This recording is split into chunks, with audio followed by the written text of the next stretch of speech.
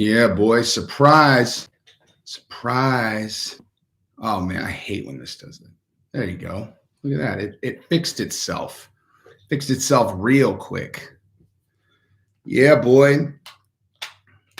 So I went big last night because it was Gabrielle and I's, or it was my and Gabrielle's anniversary. And so we got blitzed and we were up super, super, super late. And thus, we're not doing anything tonight. And so I felt like hanging out and talking about UFC with all my boys and girls. So that's what I'm going to do. I'm going to hang out here and talk to you guys about UFC. And I'm doing that selfishly because I enjoy doing it. What's up, guys? Thank you, Frankie. Thank you, Sean. Thank you, guys. Dude, I am ready to talk about these fights. So I don't want to, I'm going to end up having to say all this stuff again. I always hate like in my lives where like the thing that's like most top of mind, I'm like, oh, I'll talk about that first. And then I always end up having to repeat it, but it is what it is. So check this out. So one thing that I've always told people about betting on the college football national championship, and I will explain how this is relevant, is if there's ever a team that is overwhelmingly considered like impossible that they're going to lose, right? Like impossible. Derek Davis, thank you so much, man. I really appreciate that. You know, where it's like, oh, Ohio State's playing blah, blah, blah. And Ohio State is favored by 200 points. And there's not a single expert in the entire country that is picking, Wisconsin to win. You always bet on Wisconsin. You bet on them straight up, not just about the spread, bet on them straight up. Because kids that age, they have televisions. They're reading all the stuff. And the collective psychology of kids that age, when you tell a whole group of kids that they can't lose, it completely mind fucks them. They lose. I mean, like the percentages when there's a matchup like that, and the team that no one gave a chance wins is very high, well over 50%. And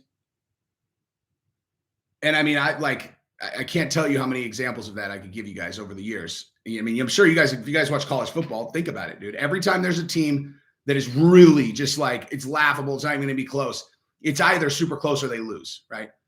And I'm looking at 269 and I'm seeing that in this Dustin Perry and Charles Oliveira fight.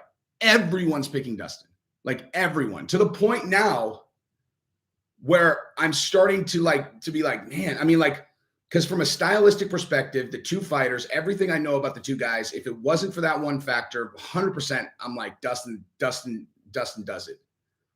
But that is not a good position to be in as a fighter or as an athlete. You don't want to be the guy everyone says is going to win. It's a huge mind fuck, dude.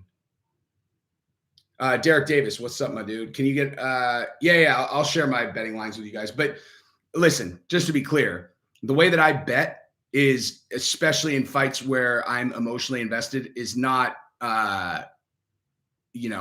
it's not like a super, like, you wouldn't want to follow my bets necessarily, because a lot of times what I do is I bet, like if I have a fighter that I really want to win, I bet on the other guy.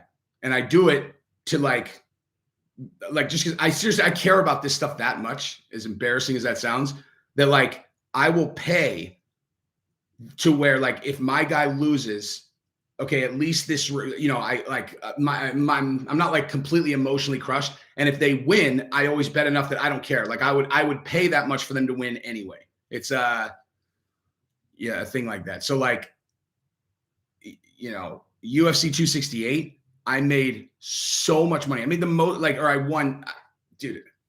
That's the best I've ever done on a card ever. And it was because I had a really good combination of the fights that I was betting on that I was like well researched on, almost all hit. And then also I really wanted Colby and I really wanted Chandler to win. And so I bet pretty heavy on Kamaru and Gaethje and parlayed them and stuff. And so like, man, I killed it, dude. I really killed it. But yeah, I mean, so let me see. again, like these are, I am not in any way recommending you guys following me because, again, like I said, the majority of these bets, the majority of the bets that I put for 269 are emotional hedges, you know, because I got two guys I really want to win. Fuck, I have a lot of money deployed. Jesus. Let me see. How do I fucking look at this? I never know how to look at this. Okay, so last 7 days. Okay, so I've got a straight up bet on Charles Oliveira for obvious reasons. I have a parlay that's Charles Oliveira, Dan Ige, and Cara France. So Dan Ige, I that's one of the ones that I should probably have bet on the other guy because like Dan Ige is one of Eric Nixick's fighters, and I actually have talked to Dan Ige while like when I was rapping out with Eric when he was in like the Fighters Hotel, and Ige was back there with him. So I'm like, I just always I root for all Eric's guys no matter what. And so that's kind of a gap in that parlay because I've got Cara France who's fighting Cody Garbrandt, and I'm rooting for Cody, obviously. And then I've got Oliveira, I'm rooting for Dustin, and then I just kind of have Dan Ige in the middle of it, but that's holy shit. That's a big fucking, I bet $110 on that one. And if it hits, it's $1,200. I'll win $1,200 in addition to the 110. Cara, Dan Ige, and Charles Oliveira.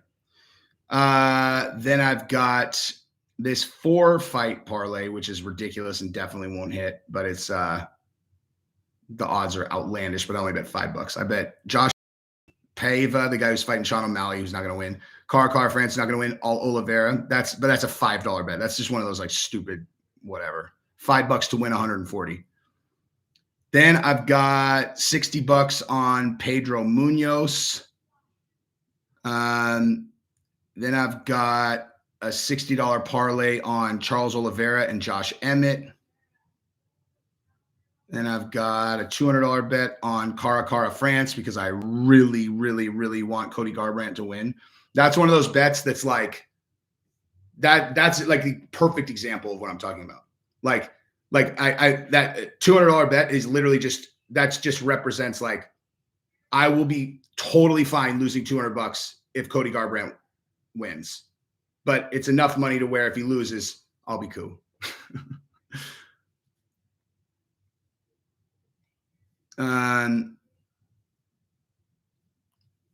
She hears me watching your channel all the time. Who? Oh, can I give a shout out to your wife? Of course. What's up, Tori? I'm always flattered when people tell me that their girl watches with them, just because I don't know why. I'm always flattered when any girls watch, just for I don't know. It's like it means more when girls enjoy your shit for some reason. Like Adriano Moraes, who's like, you know, the one who beat Demetrius Johnson in ONE FC.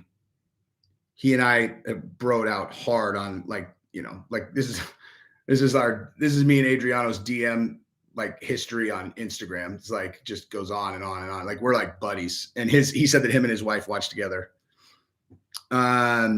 His wife is a smoke show too. We're gonna go to dinner when we go to Miami, and Gabrielle and her will bro out. You don't know who Julian Lane was? That's hardcore information.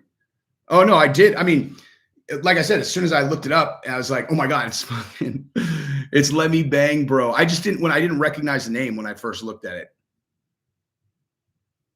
Oh, look at Real Deal Prime. He's all my viewing doesn't matter. But dude, look, it's 2021, dude. If you want to be a girl, that's easy, dude. All you have to do is just say you're a girl.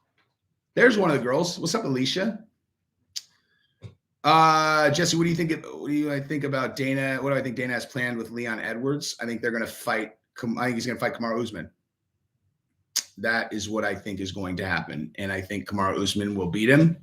And that'll be that. How anticlimactic would it be if like Leon Edwards beats Kamaru Usman? Like if the person who beats Kamaru Usman is Leon Edwards, like how anticlimactic would that be? I don't know why, but Yeah, Tai Tuivasa is going to win. As a matter of fact, I'm going to put a bet on Tai Tuivasa right now because I think he's going to win. You come off a fight like he did in his last one. That's momentum right there. Like that's like momentum that you're like, okay, do you guys remember what happened? Put in the comments if you remember Tai Tuivasa's last fight, and don't lie because there's going to be a quiz. We're going to quiz you right afterwards. I should probably look up this. Who's Augusto Sakai again? Augusto Sakai. I'll know him as soon as I see him. Oh, yeah. I know him, of course. Actually, that guy is vicious, man. He's a tough bastard. But he's lost 2 in a row. Yeah. I'm going to pick Tai Tuivasa. I'm not going to bet super big, though. They're even. Or let's do. Man, I'm exposed on this one. I bet too much. I'll just do that. How did I end up deploying so much money for this one? What the hell was I doing? 300, 450, 500, 7. Jesus. Yeah, I have $700 so far on this fucking fight. I don't usually bet that much, dude. Evika, thank you very much. Keep up the good content, bro. Tori and I will continue to support the channel. Thank you so much, man. And thank you, Tori. Derek Davis, what % of the UFC do you think are hardcore, like buy every pay-per-view? I have a feeling it's higher than most other sports. I mean, I don't know how to answer that because like what percentage of what, you know what I mean? Like, I don't know how you're defining the total, like fan base, you know what I mean? I mean, I think a better way to answer that is like in numbers. I mean, I think that if you put together a completely shit card, like where you almost intentionally did like a garbage card that had like one championship fight that no one was really very interested in, and then all no names, I think you probably sell about 200,000 pay-per-views or so, maybe a little bit less. So that would be my guess based on history. No, I definitely might as well not make it an even 1,000, dude. I mean, fuck, I might win all those bets and that would be amazing. But dude, that is really interesting. The Bronx made Khabib retire. I mean, obviously that's not accurate, but by Tor, I'll answer that in a second. Thank you very much. But if Charles Oliveira wins, is it possible that Khabib gets coaxed back into fighting? I think. I'm going to say this. I know as much as I can get a read on people that Khabib's not going to come back to fight as long as Islam has not lost. Like if Islam came back and lost, then I could see Khabib coming back and fighting Charles if Charles won. And there appears to be like a dominant champion that was out there that Khabib didn't beat, but maybe not. I mean, I really didn't think that his retirement was going to stick. Like I really didn't. Like I thought he was, grieving. I mean, it sounds so ridiculous to hypothesize around another man's grieving process. So it just sounds so fucking stupid, but that's just what I was thinking. I'm like, I bet you he's probably grieving. He's emotional. This is the first time he's fought without his dad. And he's just like, I'm done. I'm not doing it without him. And I think once he kind of, shakes it off a little bit, that's the wrong term, but you know what I mean? Like then he'll come back. But now you can just see like he's coaching, like he wants to get these other guys elevated. So I don't know. We'll see. The question about John Jones be the best ever without controversy, better than Anderson Silva. Well, first of all, I think GSP would be the GOAT over Anderson Silva only because he won belts in 2 weight classes, and Anderson Silva at the end, he just fought for too long.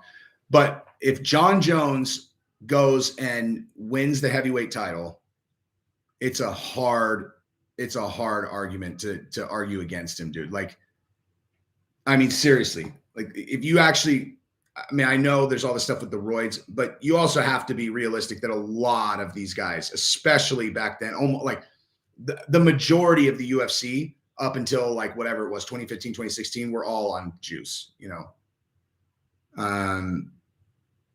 But hang on for a second. Let me just look this up real quick, just so everyone can, because it really is really crazy when you actually look at it. It's like, I mean, the guy, okay.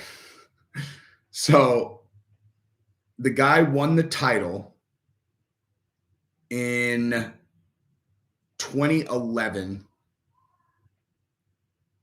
Okay, so he has one loss, and that was not a loss. He knocked this fucking opponent out with a 12-6 elbow. And then he knocked out Matashenko, Matashenko. Then he knocked out or submitted Bader. Then he wins the title in 2011 over Shogun Rua. Then he fights Quentin Rampage Jackson in his fucking prime. And Rampage was a boss back then. He was a killing machine. Like that was not like the Rampage you think of now. Like Rampage was a fucking monster. And John Jones annihilated him. I mean, he beat the fuck out of him. Wasn't even close. Then he fought Lyoto Machida, and Lyoto Machida was in his prime then and had been annihilating everyone. And fucking John Jones standing guillotined him. If you haven't seen that, like standing guillotine, and he lets it go, and Lyoto Machida like falls into like a crumpled fucking garbage bag of human parts, dude. Then he fought Rashad Evans, who had been the champion, and then had lost the belt or whatever. And then so that was a huge grudge match between the two of them because they were friends. And John Jones just utterly dominated him for 5 rounds, demolished him. Then he fought Vitor Belfort, almost got armbarred, and then survived, and then ended up submitting Vitor Belfort. Then he fought Chael Sonnen, and that was not even close. Then he fought Gustafsson, and that was the first time he had a close fight because Gustafsson was so long, whatever. But he had been raging and he didn't even barely train. He still won, and he did win that fight. Then he beat the shit out of Glover Teixeira. Then he beat the shit out of Daniel Cormier. Then he came back, and he had that kind of lackluster performance against OSP, but it was just lackluster compared to like other John Jones. He still dominated that fight. Then he came back and fought against Daniel Cormier and knocked him out with a head kick in one of the fucking greatest performances ever. And then he got popped for juice, obviously. Then he comes back and fights Alexander Gustafsson in the grudge match, and he demolished him. Then he completely dominated Anthony Smith post to post. Then he had that, thing with Thiago Santos, which was not a great performance, but he still won. And then he had the Dominic Reyes fight. I mean, dude, that's his entire career. Like, there's no one who has a career like that. He has no blemishes. And then so if he goes up to heavyweight, especially given the amount of time that he's going to be off, when was that last fight? February 2020. So like he'll have been off for over 2 years, probably 2 years. And I would say 3 months if I was going to guess. And then if he ends up fighting either Cyril Gane or Francis Ngannou and he wins decisively, I mean, come on, man. What is the conversation? Who else is in there? The only thing is about the juice pops, is about the gear. If you have to disqualify him because of the gear, but I don't know, man.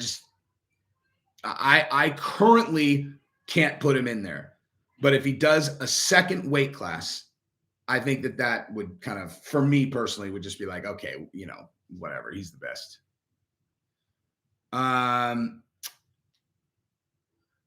Let's see.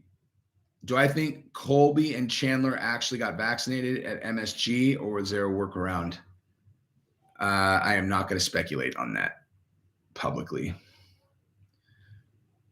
A little off topic. What are your thoughts about Gene LaBelle and Steven Seagal? I heard several different stories. I don't know anything about that.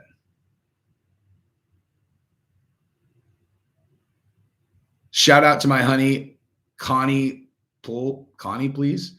Dude, usually when people do that to me, or not usually, but a lot of times they're all, hey, Jesse, do you think you could say what's up to like my racist term that I like, they try to like trap me into saying some like ridiculous racist shit. And I almost say it every time until I realize what they're doing. I'm like, I see what you did there. Fuck you. Was I always so smart? Dude, I am probably one of the dumbest smart people you've ever met in your life. You have no idea I always say it. I say it all the time. People just think that I'm like setting myself up to give myself a compliment when I say that. I'm like, you guys don't get it. Like you see one version of me, which is me analyzing people and talking into a camera, which I'm extremely gifted at.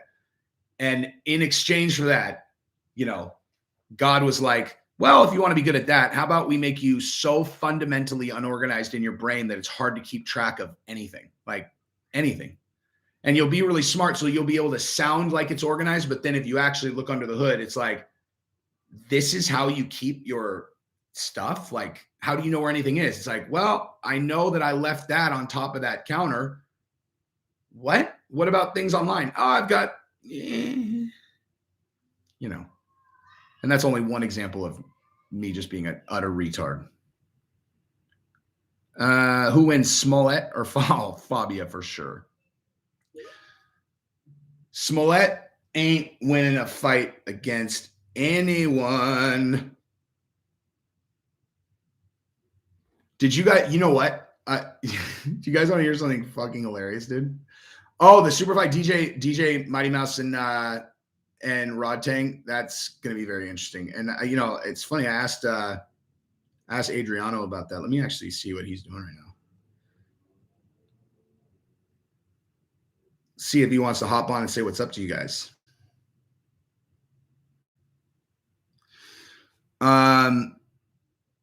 Mike Perry or Let Me Bang. I don't know, dude. Honestly, I like Let Me Bang is 4-5 in BKFC, but I watched one of those fights, like the one that he won. It's the guy that he like headbutted in the square off. I'll tell you exactly what my thoughts were, to be perfectly honest with you. It's like, it's like, if you want to see the difference between professional fighters and guys that you just would randomly run into in a bar, some like these sloppy fights, like consider that Let Me Bang is a medium level fighter at best, right? At best, not good enough for the UFC, 4-5 in BKFC. And then watch him fight in one of those fights, and then just imagine him against one of these assholes at the bar. It's like, it's so the difference is just like, I mean, he fucking destroy any of them. Like, I mean, like he could destroy 12 of them in the same. I mean, I don't know. That's what I was thinking when I was watching him, because it was like, geez, I mean, this guy's got fucking power. He's got a lot of heat, dude. Who do I got on Sakai and the shoe beer drinker? Good job, ZZ Biggs. That was going to be the quiz question. I've got Tai Tuivasa, and the quiz question was going to be, what did he do after the fight? And he drank booze out of a shoe. Smollett will not ground and pound Fabia unless Fabia is stomach down. Then pound town. Pound town, son. Although I bet you Fabia is the one who puts people's stomach down, if I was going to guess. He's like, just don't move. He's like, this is going to feel like there's a pinky where you don't want it, but it's not a pinky. It's not what it is.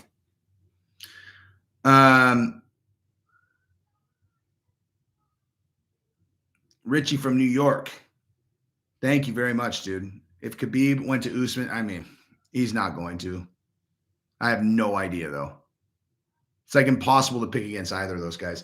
I'd be more interested to see Khabib go against Hamzat, to be perfectly honest, for whatever reason.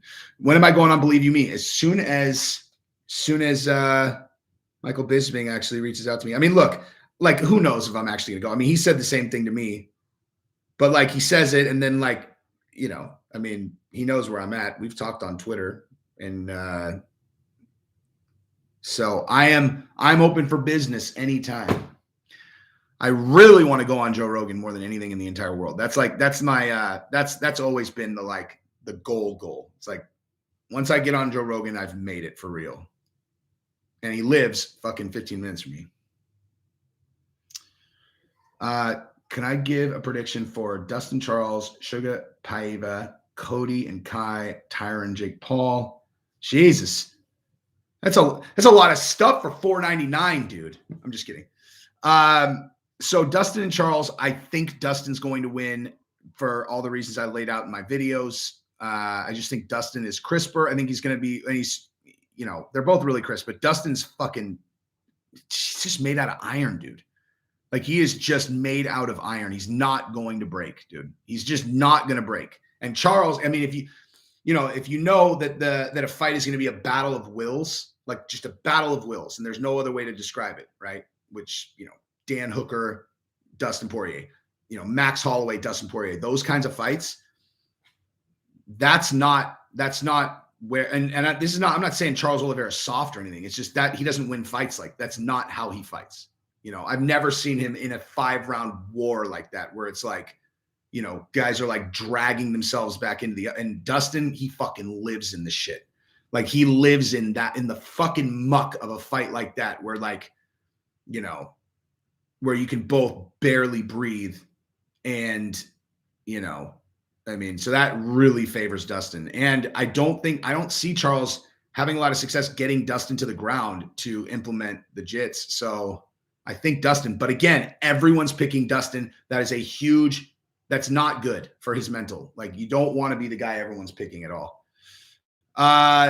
Sugar, like they're not going to put O'Malley against anyone they don't think he's going to beat. Like the UFC matchmakers have fucking broken this down top to bottom. They think that it's like Sean O'Malley is their Conor McGregor. Like they are absolutely like they are going to protect him like they've never protected any other fighter. Cody and Kai. So it's impossible to pick what a guy's going to do when he's at a new weight class. Like it's just like, I really, really, really hope that Cody wins. But especially a guy going down a weight class, it's fucking impossible to pick. Like, because you just do not know. You have no idea. You don't know if their chin's going to hold up. You don't know if they're going to be able to throw it, hit with as much power. You don't it's just, there's too many variables that it's impossible to, especially the one where you don't know if they're going to be able to absorb any punishment. Like that's if like, I can make 25, but you don't know yet that a single full throttle shot is going to knock you out. You won't know that until you're down there. So it's literally impossible to predict. And Tyron and Jake Paul, I do think that Tyron is going to win this time. I think Tyron's going to go in there and he's going to throw bombs like he did against Luque in that last fight. And I think he'll win because he can't lose to Jake Paul twice, dude. Like he can't. And I know it was like, oh, you can't lose him. But now he's been in there. They've boxed. Like I think he'll come in there and he'll throw a lot of heat. And I respect Jake Paul for putting that bonus for the knockout in there. And I have a lot of bets, but I can't go through them again because I just did them all. The majority of them are, well, not the majority, but a lot of them are just betting against the person I want to win to dampen my emotional blow if my guys lose. Jesse, one of the craziest fights ever was Garbrandt versus Cruz. I don't know about crazy, but that was fucking super entertaining and awesome. Garbrandt beat Cruz at his own game. He fucking showboated and mind fucked him. He's also incredibly light on his feet and was controlling distance in incredible fashion. This is a Zulu, I don't know, whatever. It's a zero fucks shirt. Unfinished business, son. Even after I slice your skull in half.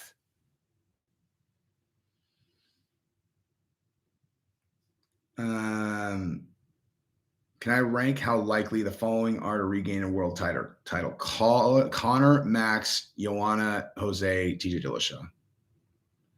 Jesus, I when I read the beginning of that question, I was like, oh, geez, but that list is excellent. Connor, Max Holloway, number one for 1,000% sure.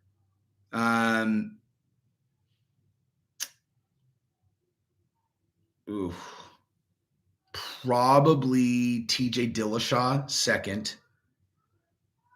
Then Aldo. I don't really see how he gets past Jan, but I would love to see that fight again. And then Connor, and then Joanna. Joanna's not even gonna fight. She's not winning another title. I'm not underestimating Oliveira. I bet on him. I bet on him, but not. I do think Dustin's gonna win, but I would be very, very unsurprised if Charles pulled it out.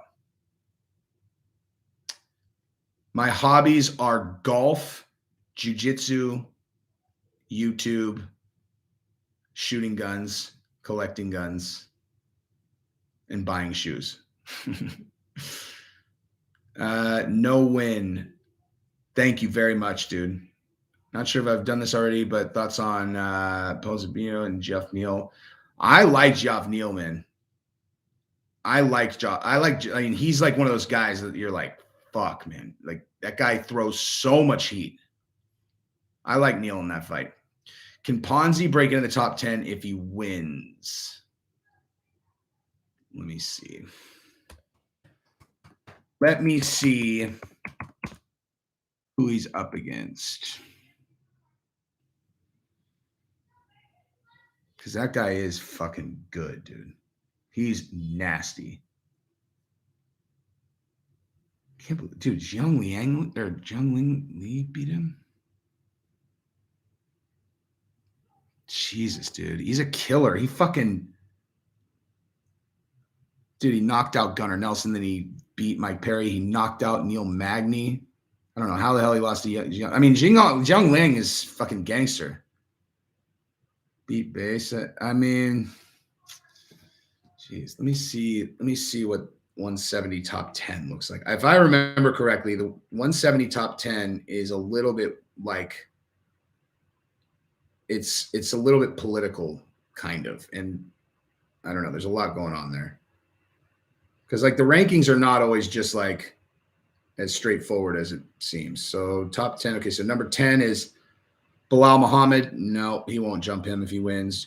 Chiesa, no, he won't make the top 10. No chance. No. He would move up to like, yeah, he will. I mean, no fucking way. The highest he could get would be 12. The highest he could make would be 12 for sure. Like he's not, because he's not going to jump. He's not going to jump Hamzat and he's not going to jump Bilal. Yeah. That's the highest he could go.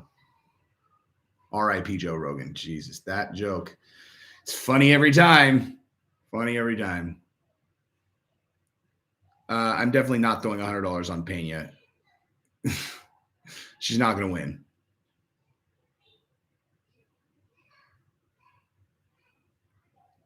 Have you? I mean, I've played the let's just throw a little money on the girl who's fighting fucking Amanda Nunes or Valentina game, and I mean I did it enough, like throw $30 on them, and it's so laughable how much better those girls are. I did that when she fought that big, tall, burly chick whose name I can't remember, or like I'm not sure if it was the last one she fought, but that big Megan Anderson. And I was like, yeah, Megan's kind of big and whatever. Like, who knows? Through $30, she just. It was like the first time she got hit, you just went, oh, no chance. Like, people cannot get hit by Amanda, dude. Like, she's just. Justin Mack, thank you very much. Do I think the Colby and George fight happens next? I have no idea because there's too many factors there, dude. I mean, I can tell you this. If that beef was real, if the beef is real, then yeah, they would fight next. But if it's not real, then you got to understand they don't want to actually fight each other. They're getting a lot of good publicity, but they don't actually want to fight each other. Alechik, hopefully I'm pronouncing that correctly. Thank you, man. Greetings from Bulgaria. What do I think about Nate Diaz on the ground versus Hamzat? Do I think Nate can escape the win there? No, I don't. No, I mean, Hamzat's dude. He's so nasty, man. I mean, look, it's possible that Nate could pull something out. Like he could. I mean, Nate's a ridiculous high-level black belt in jiu-jitsu. I mean, dude, he's like Caesar. He's a Caesar Gracie black belt for the last like. Jesus, I don't even know how long. Forever. And having come out of a Caesar fucking school, I can tell you that is, those guys are fucking legit, dude. Those guys are fucking legit. My daughter's place, they have 15 kid world champions. Just the kids. Like world champions, 15 kid world champions. Like, I mean, and Nate is built for jiu-jitsu. He's a fucking Gumby. You know what I mean? But Hamzat, I mean, I don't know, man. I don't see many weaknesses in Hamzat's game on the ground, dude. Like, does he really look at like a guy who's going to put himself in a bad position that's going to lose an arm or certainly not going to get choked or anything, you know? So, Matthew Smith, yo, just want to say straight up, you're the best thing on YouTube, brother. I always appreciate your candid demeanor. Keep being you. Thank you so much, man. Really, thank you.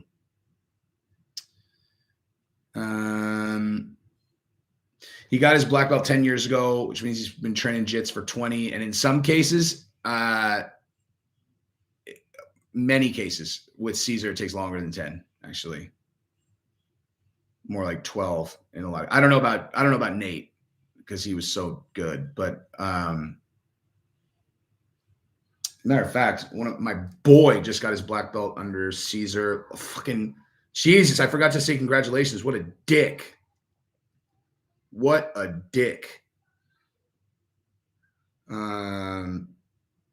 Congrats. Here, we'll write it together, you guys.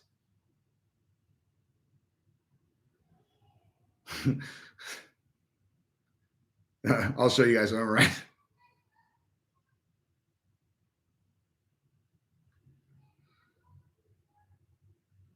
So, yeah.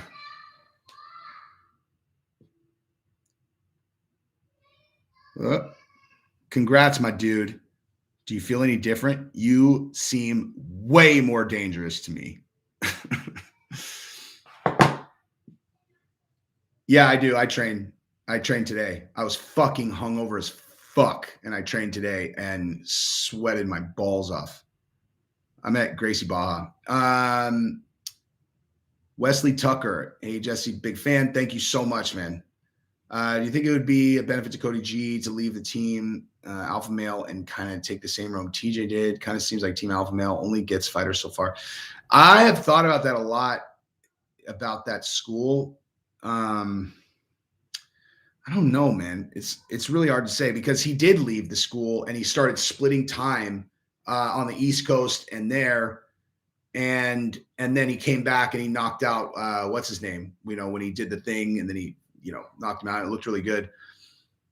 And then he got the fucking hell beat out of him by Rob Font. So I don't know. I mean, like,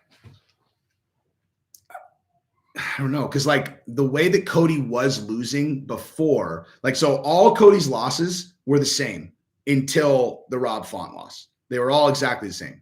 And he's a guy that, like, if you get him in the pocket and you get that thing turned on in his chest, like he's going to reckless abandon, start throwing hooks, because in his mind, he's knocked so many fucking dudes out that every time he throws, that's the one that he thinks is going to get you. And then that one misses. And then he sees the other guys throwing it. So he's just going to throw another one, and then boom. And he just gets clipped, you know? Now, many, many, many times in his career, he's been the one that caught the guy. But like against TJ the first time, that's exactly what happened. And then I can't remember the exact thing in the second one, but if I remember correctly, it was very similar. And Munoz, he lost his shit. I've said this a million times. Cody Garbrandt is I don't want to over exaggerate, but probably top 3 favorite fighters. Like, I love Cody Garbrandt. I fucking love him. And I love watching him fight. I love his energy. I don't know like what it is about him, but like I get a really good vibe from him. Like, I think he and I would get along really, really well. And so I like really want him to win. Like, I like really want him to win. And before I even get into that, actually, there's this video of him on Instagram. If you guys go like kind of search back in his Instagram, and it's him hitting. So his uncle trained him to box when he was growing up, and it's him hitting pads with his uncle. I've literally never seen a person look lighter on their feet ever than this. Like, he's just hitting pads, but he looks like he's going to float away. Holy shit. Oh my God, dude. Dude, there's this new picture of Connor that is, look at this. Not this one. Hang on. That one. The fuck? Jesus, dude. That is crazy. That's an enormous fucking dude. That's insane. Anyway, but yeah, he looks like he's gonna float away. It's like beautiful to watch. But like against Munoz, I've never ever seen a person spaz out mentally in a fight like that. Like that was I've never seen someone completely lose their composure like that and me know exactly why and like exactly what was going on. And it was like, you know, he was undefeated. He lost to TJ in a fight that he certainly believed he should have won because he almost knocked TJ out in the first round. And then he got caught. Then he got knocked out again. So he goes from undefeated, you know, a champion, a superstar, to getting knocked out twice in a row. And he was so desperate to get a win. Like, you know, I don't know if you guys can. I mean, I've obviously never been a professional fighter, but I know what this is like for people. And it's hard to even try to like exaggerate to someone who couldn't really understand how much different your life is when you're coming off a win versus coming off a loss. It's a fucking different, like it's a different universe. And if you're coming off 2 losses, you want to get that feeling back so bad. Like he wanted to win so bad. And when he caught Munoz just a little bit, he completely lost his shit. If you've never watched that fight, like seriously watch it and think about it through the lens that I just said, that like he's aggressive. He's an aggressive fighter. And think about how bad he wanted to get a win. And he just, completely lost it. Like a complete mental lapse. That's the only reason. Then he got caught. PR Inc. 3. Thank you very much, sir. What are my thoughts on Pena and her trash talk and how effective it was? Because it did get her title shot in the end. I think she's going to get the fuck kicked out of her. I think Amanda Nunes is going to beat the living fuck out of her. Because I saw them at the face off, and Amanda Nunes does not look amused with her at all. Like she looks like she wants to fuck her up. And that is actually rare. Normally Amanda doesn't look like that. She just looks kind of like, hello. Oh, Ronda Rousey blocked me on Instagram. Sorry, Ronda Rousey. Like now she looks like she's like, oh, you're sure that this is what you want? Like you asked for this.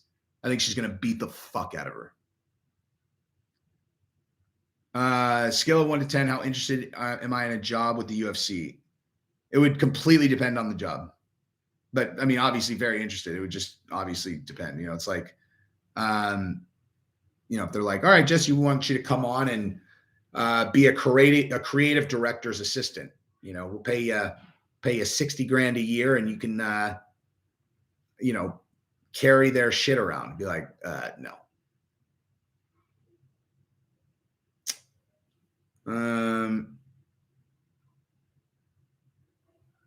Now, if they wanted to create a role for me that led interacting with specific fighters and then coming up with social media driven campaigns to drive their profiles and fights, that I would do. And I would just be like, give me 18 months.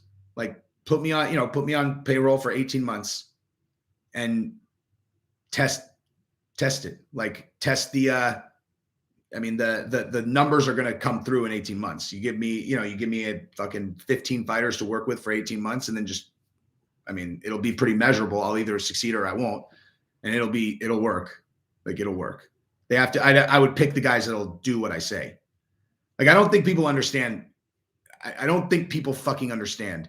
Had Dustin done what I said from the beginning, like exactly what I said, like fucking exactly what I said, where Clint said that it was hot, said there was a hot beef with Conor, that it wasn't gonna, it wasn't over. He's focused on Charles. He doesn't even want to talk about Conor. And then after he beat Charles, got on the microphone and was like, I don't give a fuck about being the champion.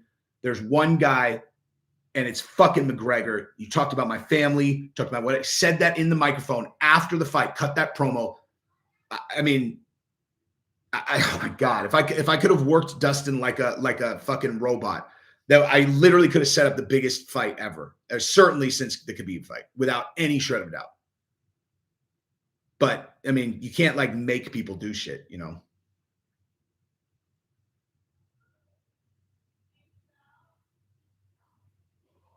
I was talking about if the UFC put me on staff and then I worked with specific fighters, as like a service that the UFC provides to guys. And it's like, what's going to be good for both of us. Like they would have to opt in because they'd have to fucking do what I told them to do.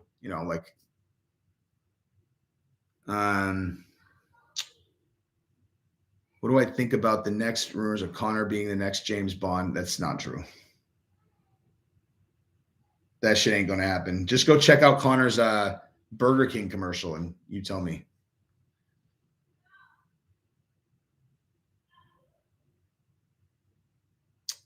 What are my goals?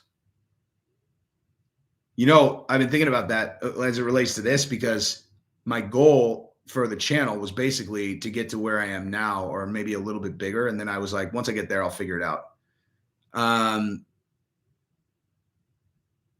Yeah. I mean, I have another project that is going to launch very soon that has enormous potential. It'll sound like a big deal no matter what, whether it works or not. It'll be like, whoa. And then, it'll either work or it won't.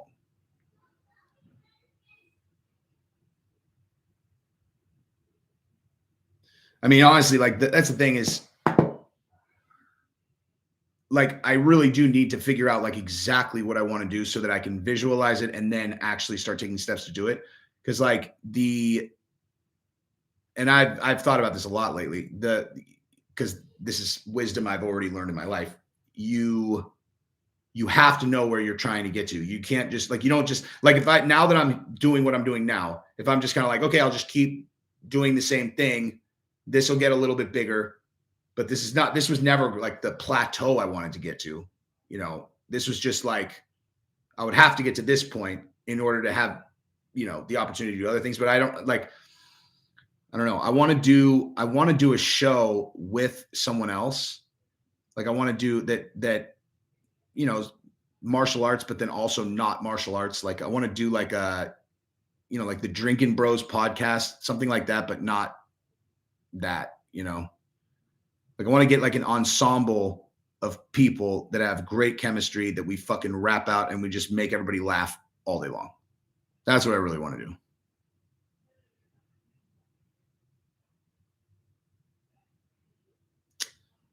I mean, that's one of many things that I want to do, but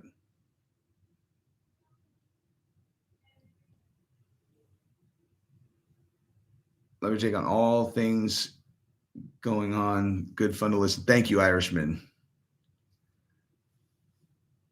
Thank you guys. Dude, you guys want to hear speaking of funny things that we can talk about, let me read you guys this is so funny, dude. So this is okay. So you guys know Jussie Smollett, he got convicted of this fake hate crime, right? Like it's like the funniest story ever. I went on Instagram yesterday and I'm like, everybody should just stop pretending like we're in a really serious situation anymore. And we should just start trolling each other. Like instead of like acting like the Democrats and Republicans are like this really bitter rivalry, like we should just be like two rival fraternities at a college that just live to just troll each other. Like where instead of it being so serious, like we just do it like for fun. And as an example, we could start this off where the left just in like across the board started posting banners everywhere that were like, we believe Jussie Smollett. We believe him. Like we're with Jussie. But they have to do it with a straight face. Just so that, and like make the Republicans actually believe that like people seriously are standing with that fucking moron and his dumbass fucking story. So like I literally said that yesterday. Like I was like, that just because that would be so ludicrous, of course, right? And then today, no joke, fucking Black Lives Matter released this statement. This is not a joke. I'm reading this from a fucking quote from an article.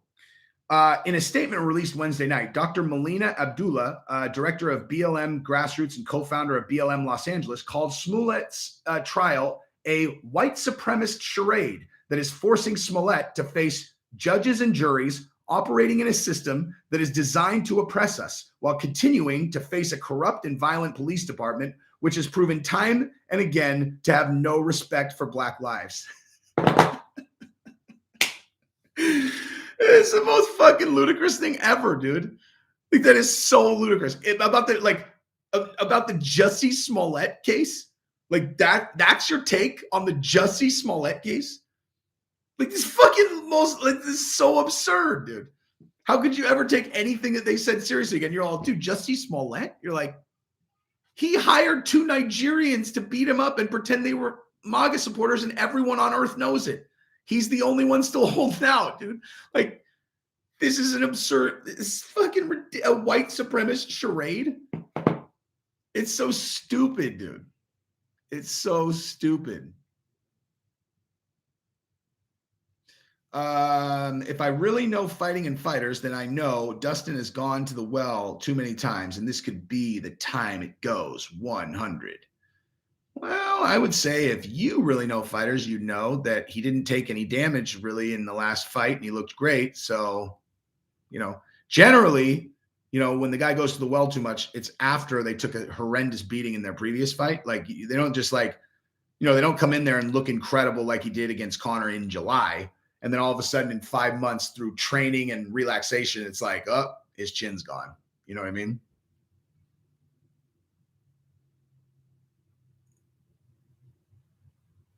Thoughts on MMA Guru? I think he's fucking awesome. I don't join his live chats all the time, but when I do, I always super chat him. Because I think he does an excellent job. I've said every time we share a lot of viewers because people ask me about him all the time. But every single time someone asks me this, I sell the same fucking story. His fight breakdowns are excellent. He has an excellent fucking personality for it. He's British. He's got everything going for him. But fucking A, dude, he's got to buy a camera. Like, he's got to buy a better camera. He's too good at this. He's too good at this to roll that sorry ass webcam, dude. Like, he would have a fucking future, like a big one, if he just sprung for a camera and a microphone. It just made it look just a little bit better, dude. Like, just a little bit better. Because he's really talented and he really knows his shit.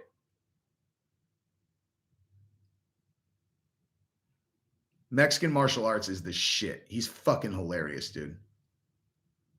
And Weasel, I think, does the best fight breakdowns. Although Luke Thomas is really good too, and so does Dan Hardy. Dan Hardy does fucking ridiculously awesome fight breakdowns. They're almost so surgical that it's almost like, damn. How did I overcome my struggles? I have overcome many struggles and then just replaced them with new ones. Like, seriously, there's no that's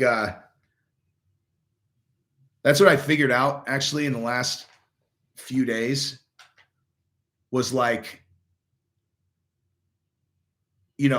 was in, dude, people at a certain point, I'll tell you guys for real what happened in 2017, where you can't get any lower than where the hole I was trying to dig myself out of.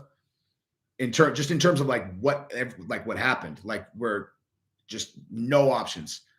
And if 2017 version of myself saw where I'm at right now across the board, and they were just like, hey, what would you do for that to be your actual future? Where I was at in 2017 and how I felt, what would you do for that to be the outcome? I would have been like, dude, I would let the Aryan Brotherhood run a fucking train on me for that to be the outcome. I'll do anything. I would do fucking anything. And this is where we got ourselves through, it was an agonizing, stress-filled process. But nonetheless, even though I let an Aryan Brotherhood fucking run a train on me to get to here, I still stress the fuck out about shit all the time. If you're a person who I don't know what the right way to describe it is. It's it's a gift and a curse. There's never any real feeling of settlement, it's even when by any objective measure, you're we're doing amazing. You don't feel that way. You still stress out. Because especially I'm what if this, and this happened and I ended up back there? It's just it's just the human condition, dude. That is what it is. The human condition is stress because it's a survival mechanism. Because before the Industrial Revolution, like no one on earth knew for sure they would have access to food and shelter for the rest of their life. Like that wasn't a thing. Like people just had to go, they had to figure out a way to live, and they were living in short spans, and stress kept them alive. So you just like, I don't know. It just is what it is. Like you're going to feel the stress no matter what. I do have crypto. Yes. Have I done prison time? No. Jussie, you should do a giveaway or a competition, the price being live podcast video with one of us talking about UFC random stuff. That's not a bad idea at all. I would do that. Dude, I'm thinking about doing an NFT for Jussie on Fire. I hadn't even really considered it, but I might do one. And really like and it's like, not because it's anything special, but basically it would be like, so I have an introduction that I never used. That's awesome. I was thinking about selling that as an NFT, and really like, it's like, if you think that this channel is going to be really huge, then the NFT purchased at this stage will be very valuable then, because it's, it's a one of one. But the whole NFT market is so bizarre because there's two sides to the NFT market, where you've got things like that that are, who knows what it's worth. Maybe, I mean, I have no idea what that's worth.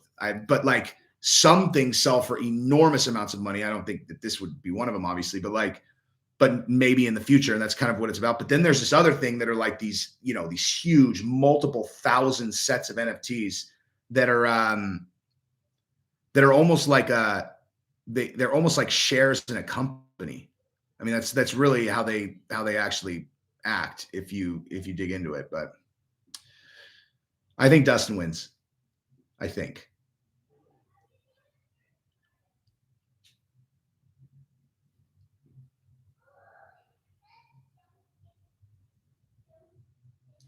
Dude, if I'm going to do more vids on getting off opioids and I'll start a new channel. And maybe I'll do that, dude.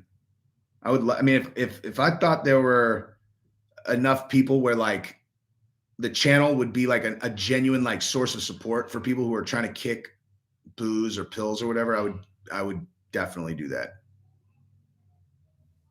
I just wouldn't have, like right now, I wouldn't have time to do it unless I went full time doing. I would have to.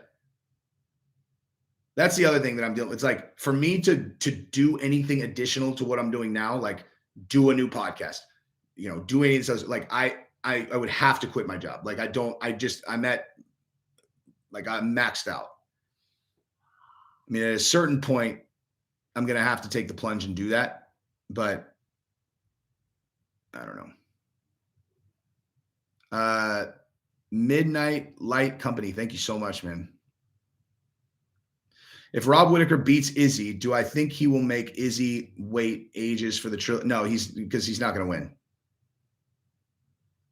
And he would get an immediate rematch because Izzy is in that really top class, like those like top 3 guys, top 3-4 guys, where the UFC really does not want Izzy to lose. And so if he lost, they would definitely give him an immediate rematch.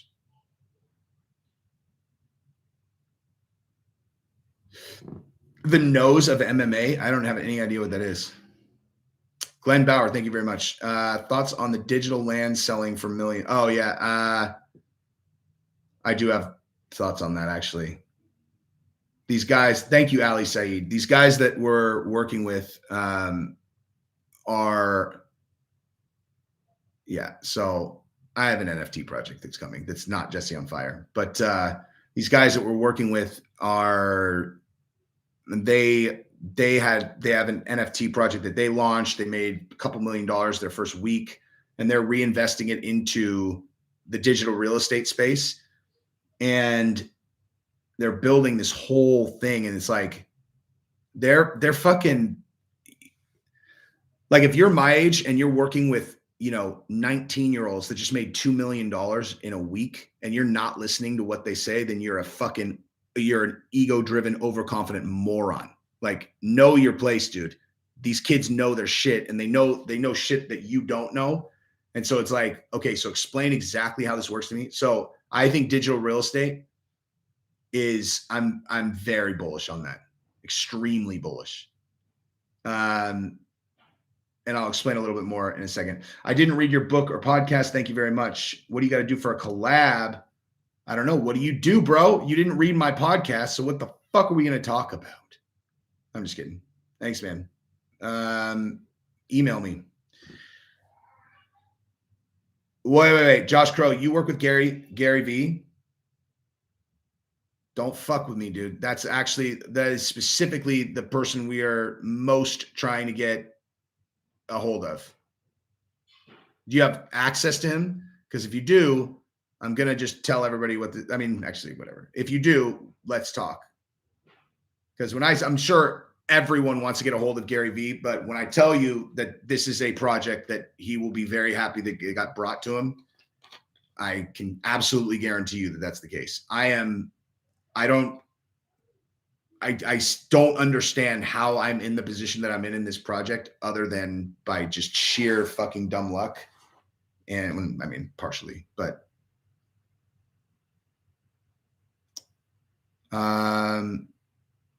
any ideas for people I want to do a podcast with? Oh yeah. Joe Rogan, number one. Probably Theo, dude. Theo's fucking funny. He's super funny. I think he's hilarious. And I think he's most funny in that environment. Like, I actually watched Theo's I watched his Netflix special the other day and I was like, this is like good, but I like him. I think he's so much funnier when he's just sitting in a chair and just bullshitting. Like, I think he's fucking hilarious like that. Who do I think, Connor or George? Jeez, I have no idea. Yeah, I met Theo in real life. We talked for like, I don't know, 45 minutes. Like, I didn't even mention, oh, hey, dude, like, I actually, because it was right when my YouTube blew up. Like, my YouTube had just blown up. Like, and when I say blew up, it was like when the first Fabia videos went viral. Like, so it was like my channel, like, now I would direct him to it and go like, but it was like I had just had like my first like 4 or 5 videos that did like 6 figures.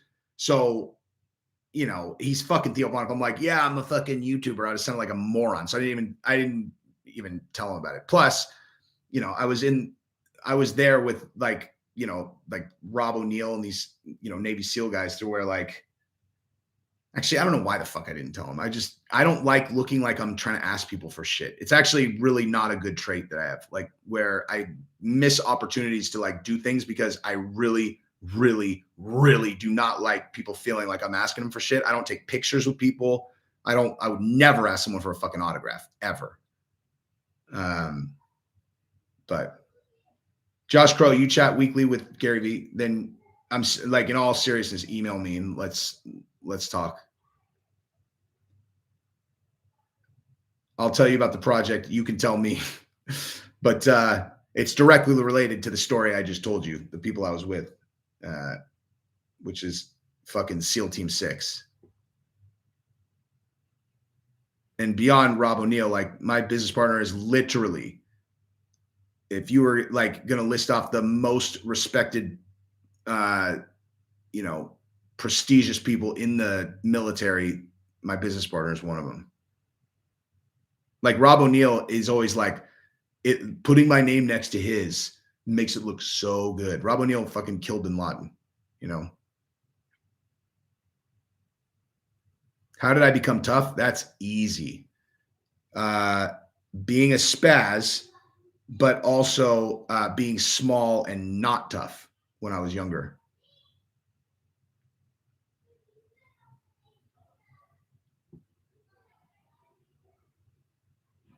And also, I'm not tough. Depends on I had to fight full throttle to beat a girl today. So there's that.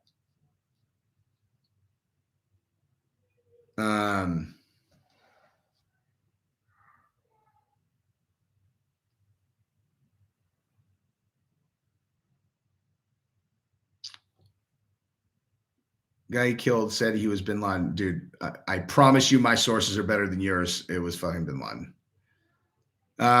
Derek Davis, thank you very much, man. How many hours a week do I put into both channels? I would say probably.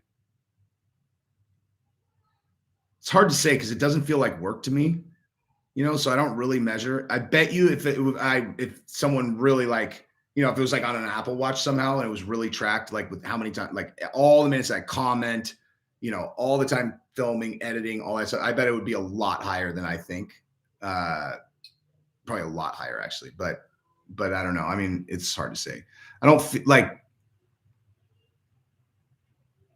I mean, Jesus, today it would be a few, no, never more than like a couple hours in a day, really, usually.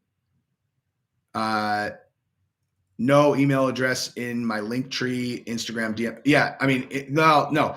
My email is actually is in every title of my videos. It's realjesseonfire@gmail. I'll put it in the chat. Hang on.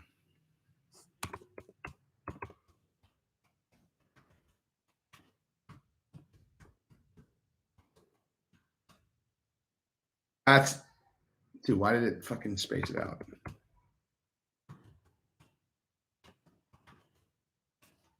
This is definitely the best way to get a hold of me because, like, when I did the same thing, realjesseonfire@gmail. When they do, on Instagram, there are folders and it goes into requests, and I like the request folder is loaded to where shit will get lost in there for sure. I know the guy who killed Bin Laden's body double. They dumped the body in the deepest part of the ocean. Give me a break, dude. That's out of you. Okay. Believe me, like I'm extraordinarily, prone to conspiracy theories. And I'm telling you, I literally know the guys that shot Bin Laden. Like it was him.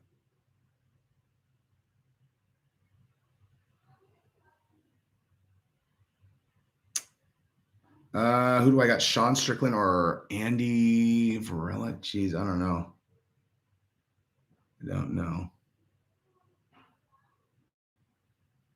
I mean, Al Qaeda swore revenge on murder Bin Laden, whatever. I mean, who knows about that? I can tell you this, that Rob is very aware that he'll always be a target. Security and all that stuff. Conor McGregor's next fight, DMF.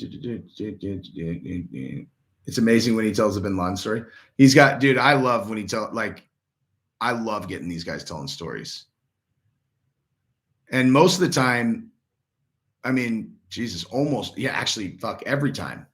Every single time, I'm the only one that's not a Navy SEAL. So it's like I have to keep telling I have to keep telling people that I'm not a Navy SEAL because people just assume that I am. And then they're like, like you're a Navy SEAL. And then I get all embarrassed. And I'm like, I don't want these fucking guys to think that I'm trying to say that I am. So I'll always interject in the conversation. I'm like, well, just so we're clear, like I'm not, I'm the only one here that's not. But when they tell stories about stuff that, stuff they've done, it's like, they think that these like details are boring. They're like, I know this part's boring. I'm like, if that seems like a boring part, like it's not boring to a fucking civilian, dude. Like, tell me all the details. The Poirier and they're up for a face off. Let me see that. Yeah, Jesse on Stolen Valor, exactly.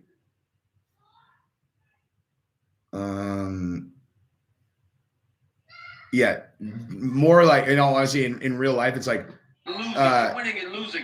Jesse on embarrassing himself by overdoing not stealing valor. It's like,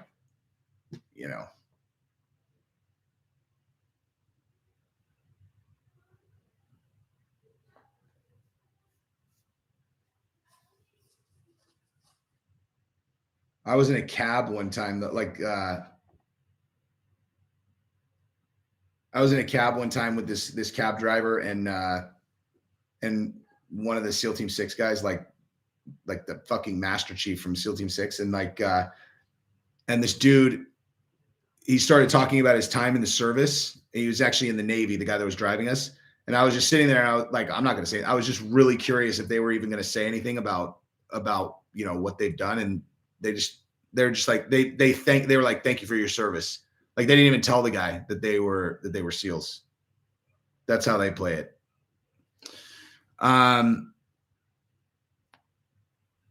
Usman or Chimaev, when I asked you earlier, you do a podcast with, I meant who would you like to do one with weekly? Like, who would I like to do it with weekly? Man,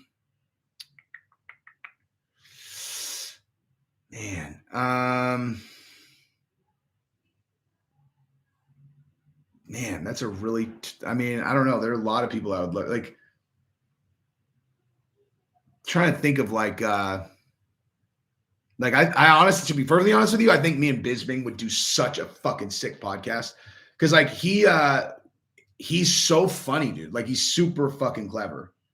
But we'll probably end up doing one and then we'll see. But he's busy, dude. Like he's not, I don't think he's gonna do any kind of show. Like I don't think he's gonna do one that has like a regular thing because I don't think he's gonna want to be tied to a schedule. Like he has his YouTube channel and then he's doing like, a half dozen other like gigs, where he's traveling around and all that. Jesse been told by family members Connor's next 4 fights are Masvidal, Diaz, Usman, Poirier. Could be how on that's no offense, my dude, but whoever your family source is talking fucking nonsense. Okay. Like you can't pick Connor's next 4 fights and then just rattle off like the 4 biggest fights ever. It's like, dude, I heard, you don't even know if Connor's going to fucking fight 4 more times. And I can tell you right now, if he fought Masvidal in the first one, he lost, he might get to fight Diaz. But yeah, it's absurd. Here we go, dude. Charles and Dustin. Let's go. Dude, I would like to do a fucking podcast with Let Me Bang, bro. No, I wouldn't. That was a joke. Look at Charles, dude. He's amped, bro. It's too bad Charles doesn't speak English, man, because he's a flashy Portuguese pimp.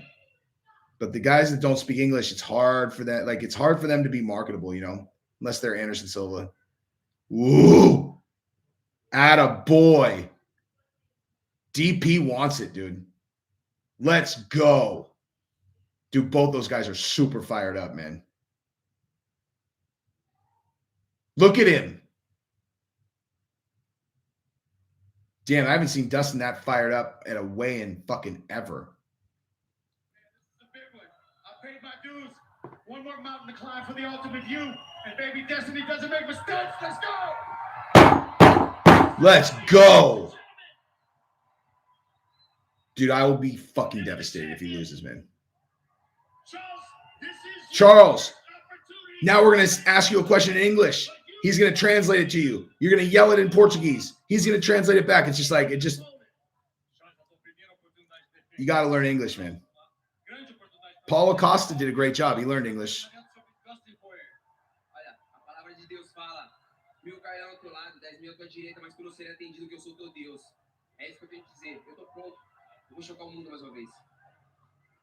The word of God says there are 1,000 people to your size, but he's above and beyond all this. All I have to say is this with me.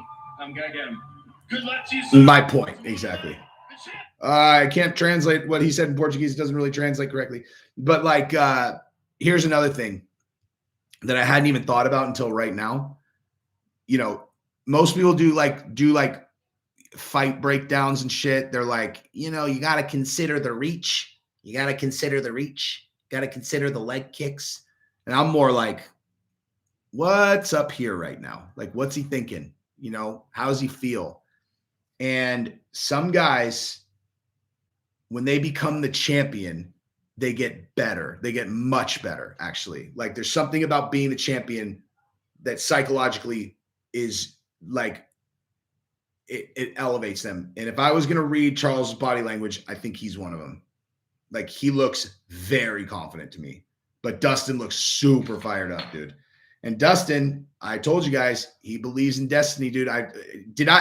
For the record, if you guys watch all my stuff, okay, Did I not nail that? Like, what have I been saying about Dustin? I was like, the reason I'm such a huge fan of his is because he lives this romanticized version that's all predestined. Like, he believes it's predestined. What did he say right there? He said, destiny doesn't make mistakes. AL65 song reactions. Thank you very much, dude. That sounds like a YouTube channel that actually has some content on it.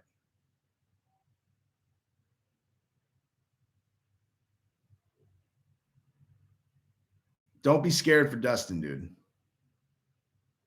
I mean, he will be devastated if he doesn't win, but he's a fucking killer, man. Charles does not look scared, dude. No, he definitely does not look scared. Josh Crow, tell him the truth. What's up, dude? I'm going to read this while we're on. And then let me see. Hang on.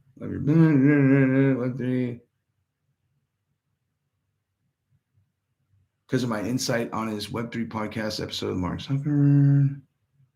Then we talked back and forth a few hours. Now I'm part of his think tank NFT crypto. Oh my God, no way. Well, this is directly in line with what we're doing.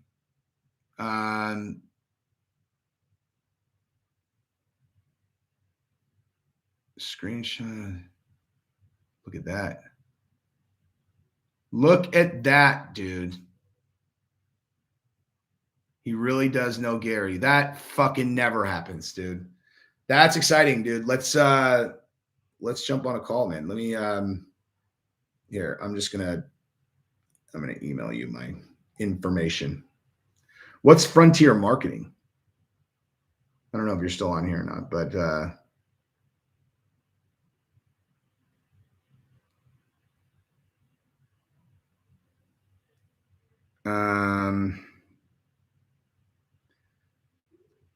you are going to be the first person from this channel that I give. That's not true. That's actually totally not fucking true. Here, I just texted my cell. Let's chat. So you just you just got to think about it like this. How does Charles get the fight to the ground? Everybody was saying he's going to submit him. How does the fight get to the ground? He would have to catch Dustin, as far as I'm concerned. Like, can you think of a person who got Dustin on the canvas through grappling other than Khabib? Because I can't, and I might be forgetting someone. But I can't think of anybody.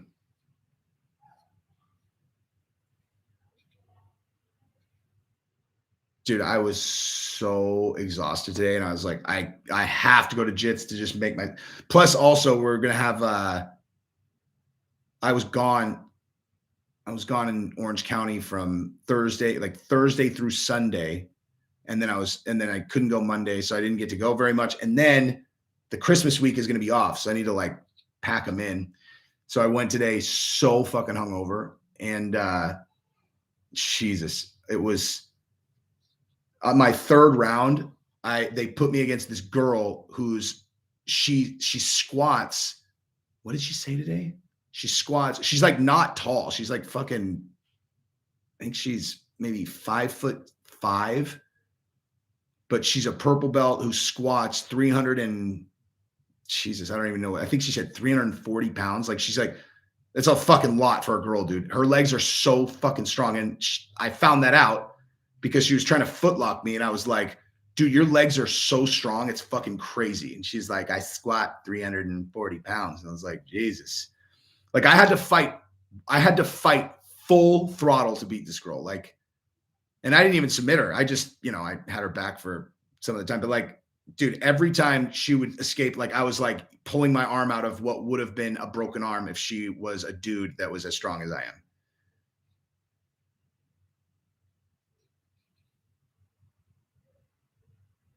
Demoralizing. I really think Charles has a chance of knocking him out. Yeah, of course, dude.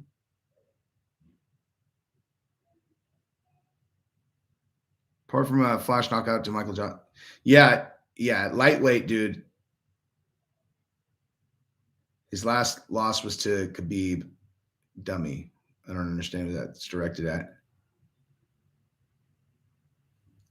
Oh, the guy who said he's 10-1. Right. That's correct. But I think he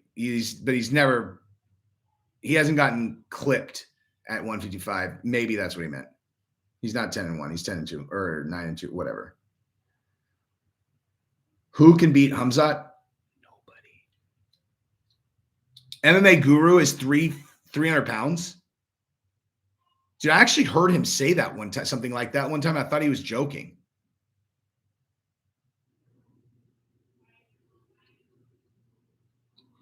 Is he is MMA Guru really, is he that big?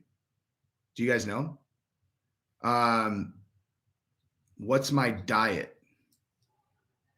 I mean, Orange County, California. We flew there from Texas. And then that was what I was saying on the flight from Orange County back to Austin on Sunday. Chito Vera was on our flight. I couldn't tell if it was him at first, but he had a hat on and he was like, and I was like, dude, is that fucking Chito Vera? It's like, and he had all the tattoos, but then he was wearing all RVCA shit. And then so when I went to his Instagram, I saw he's sponsored by RVCA. That's how I knew it was him, like early on. And then my daughter was like, she's like, that guy over there, that guy, he's the fighter. She's like, he keeps looking at you. He keeps looking at you. I was like, well, that's either because he caught me staring at him or because he watches my channel. One of the two.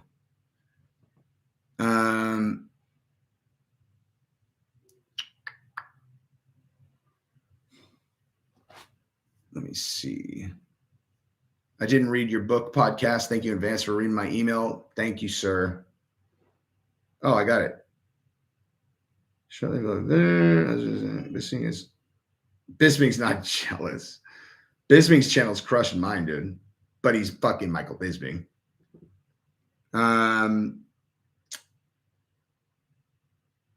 Growing other areas, use content, perfect segment.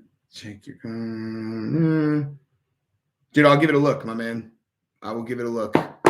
And I don't dude, I'll pop on channels for whatever. I don't care if your channel's small. Like I'll do segments. I just like doing this stuff. Who do I got? Dustin versus Gaethje? Dustin. I think, that first fight was so close. But I actually think after watching Dustin's last couple fights and then watching Justin against Chandler, I actually think Dustin's has improved a little bit more. I mean, who knows? Oh, Gaethje's a fucking killer, dude. Gaethje might be the best 155 pounder in the world. I don't know. We don't, we'll find out. It's just Chandler made him look pretty human, Derek Davis, thank you again, man. I really appreciate it. I love Khamzat, but it's hard to say he would for sure beat Usman. Izzy is another story. I think he'd beat him. I mean, it's not hard to say. It's completely impossible to say that he would for sure beat any of those guys. Kamaru Usman, I don't think people realize, Kamaru Usman has one loss ever, and it's to a guy who was not even close to as good as him. I think it was like his second fight. As a matter of fact, I know it was. He was 1-1, and he's never lost since then. And hasn't even really been challenged except when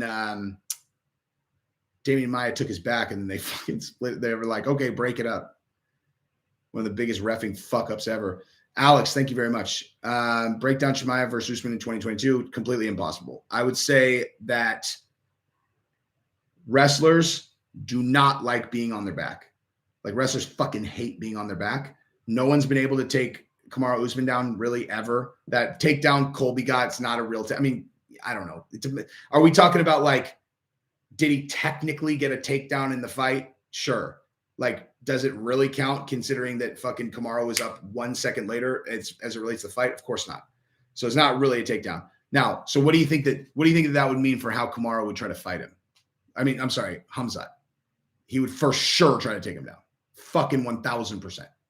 1,000% he would try to take him down. And so, if he was able to get him down, dude, Kamaru's a black belt in jiu-jitsu too, but I just don't think that, having a good guard is going to fucking help you against Khamzat on top of you, dude. I really don't. I think Khamzat's just going to smash your fucking face in.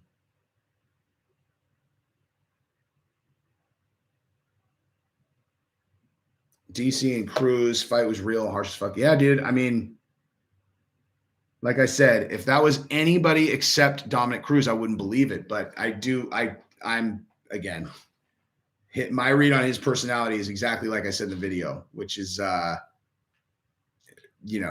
like he's a guy that would do that, dude. Like he's just a dude that would do that. Clarissa Shields versus Amanda Nunes, 3 rounds boxing, 2 rounds MMA.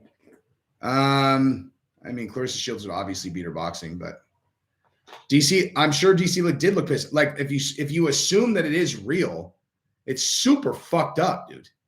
Like all joking aside, like I have a legit, like real serious problem with people fucking with people's jobs, like a real serious one. Like I don't like that shit at all, dude. Like not even a fucking little bit.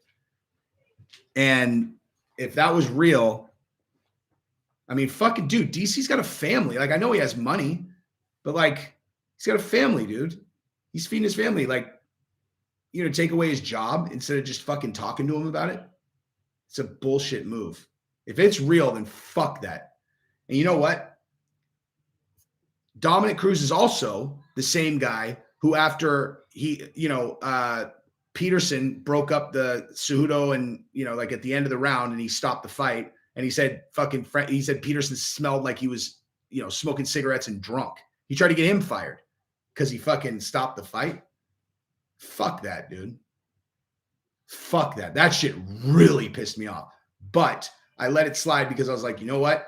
I don't know what it feels like to lose a championship fight. And he was stopped at the end of the round. I completely understand why he was super pissed about that. But fuck that, dude. Like he didn't do that. Like you are directly trying to take his job from him. Why else would you do that? He doesn't smell like booze. Fuck you. Like you're trying to get him fired from that job. Okay. Like he wasn't trying to make you lose, right? Anyway.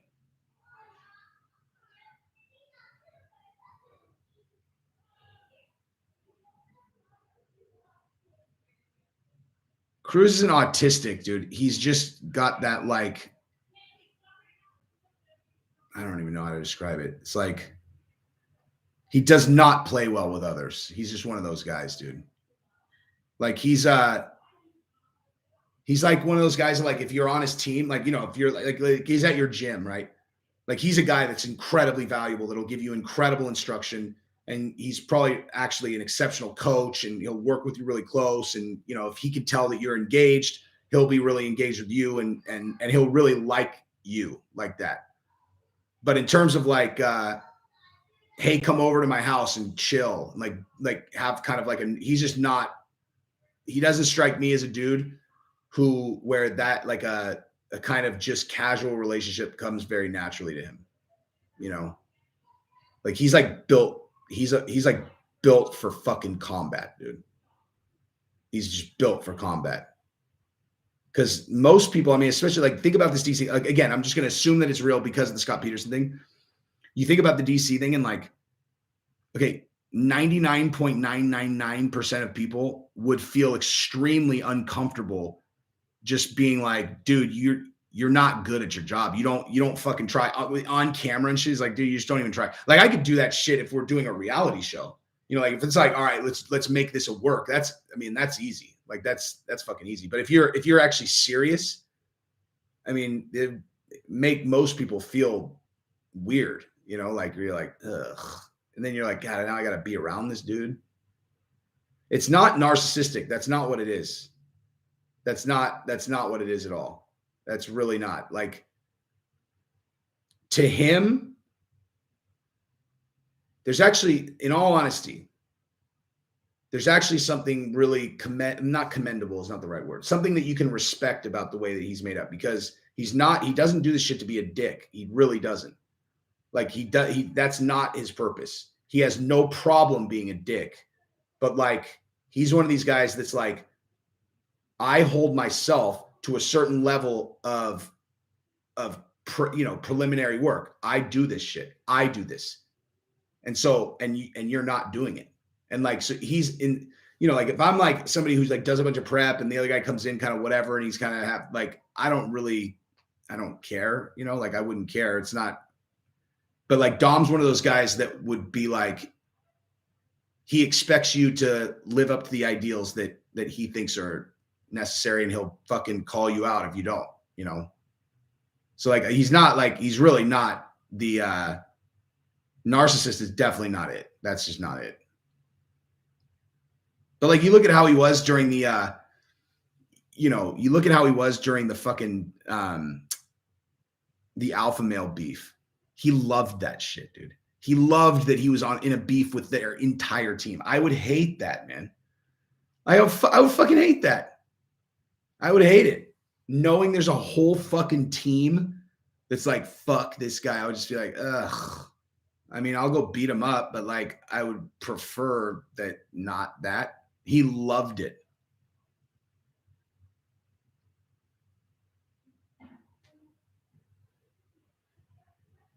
I don't think it's a Napoleon complex either, dude.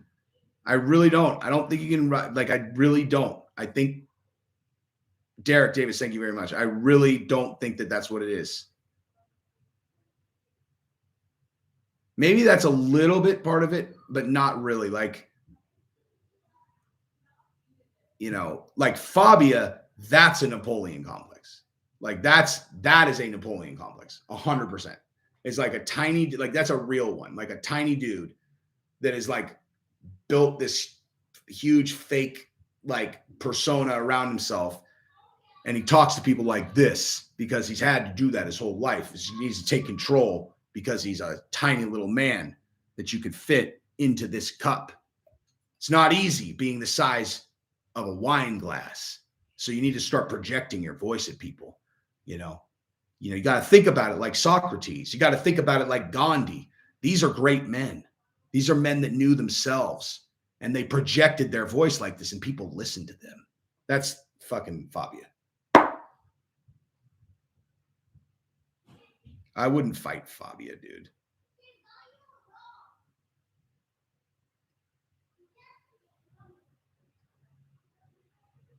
Fabia is, I would get Fabia in and like, I would let him do his thing, where he'd be like, what? I would go, like, I would have so much fun with him, dude. Cause I would let him do his whole thing. I'd be like, I know, like, oh man, it'd be hilarious. I would just, he would do the thing, like, cause his whole thing is like, let's talk about serious stuff, man. I'm trying to have a man-to-man with you, man. Let's get real, man. Let's get serious. Let's talk some serious stuff. And I would just be like, and I just would not do that. I would go, oh man, it'd be so funny. Why are you saying these things? I'm sorry. I'll answer that question. But first, where did you get those shorts? Because those are to die for, Fobs. Where did you get them? Why are you talking to me about your shorts? Why are you talking to me about my shorts? I'm legitimately asking you a serious question, and you're deflecting. I'm sorry. I'm what? You're deflecting. It's a cowardice. It's a thing that a coward does. You're avoiding direct questions that I'm giving you. I'm trying to keep up with what you're saying, but I can't get past how sharp those fucking shorts are, man. Where did you get those? I would just fuck with them completely.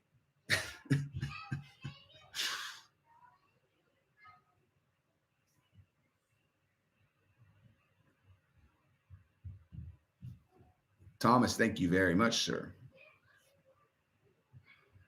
Yep, if I ever fought Fabia, rest in peace. There's no winning that, dude. Sean Bennett, thank you very much.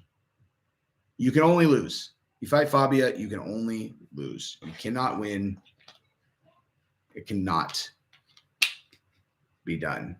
There's everything to lose, nothing to win.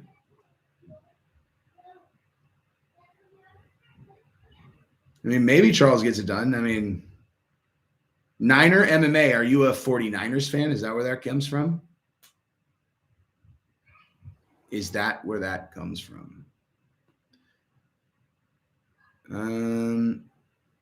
I did actually. I talked to Diego yesterday. I talked to him yesterday. He's good, and I actually texted him a bunch of shit today. Because he got discharged. Let me see.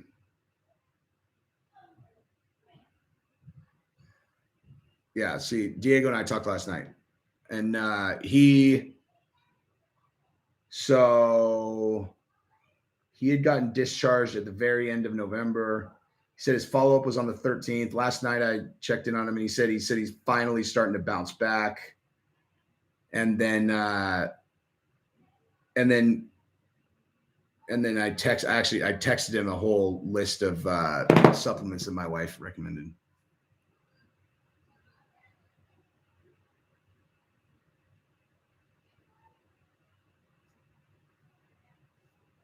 Josh Fabia should train Francis Ngannou.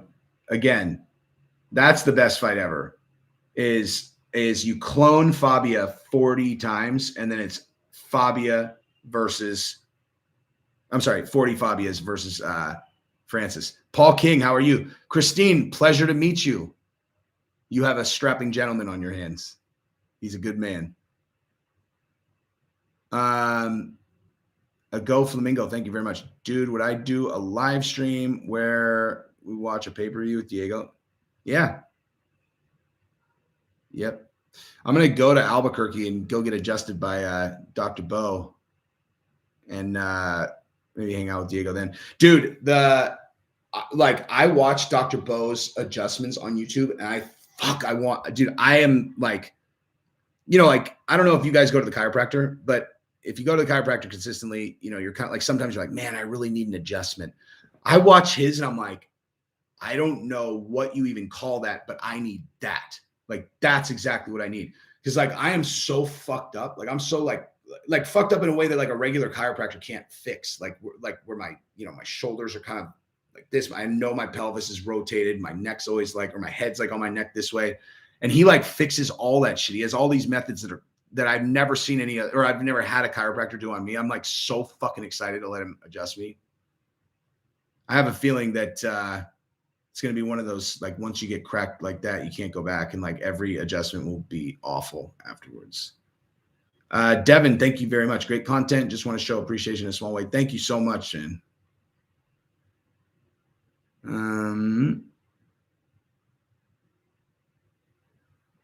Josh Fabio versus Jake Paul with no hands.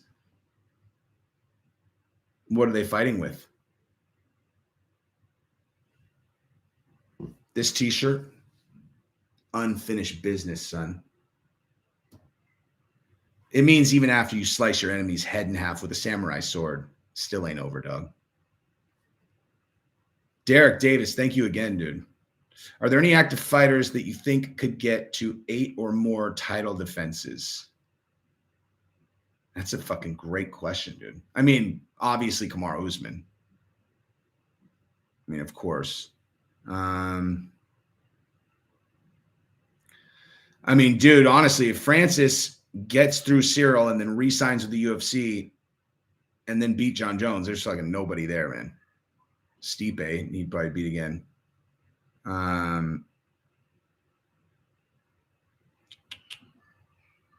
don't know.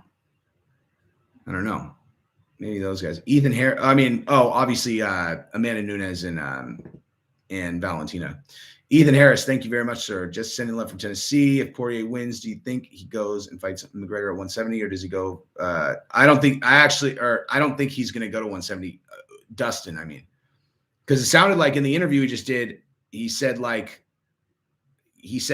that Dana said that Gaethje's next, and he was just kind of like, yeah, if the boss says Gaethje's next, then Gaethje's next. It like doesn't sound like going to 70 is on the radar. That's why I said, dude, he should have done the thing from the beginning, dude.